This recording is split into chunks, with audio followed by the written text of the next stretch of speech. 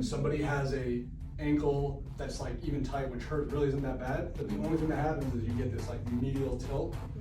And then because we have, for the most part, flat feet, and for the most part, we're not really our hunter-gatherer ancestors to perfection anymore.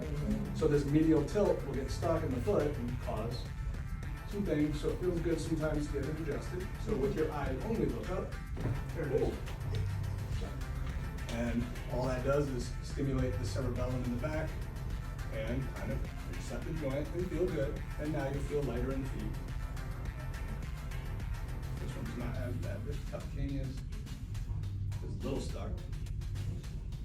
Adjusting the calcaneus way harder. Look up with your eyes. And relax. Yeah.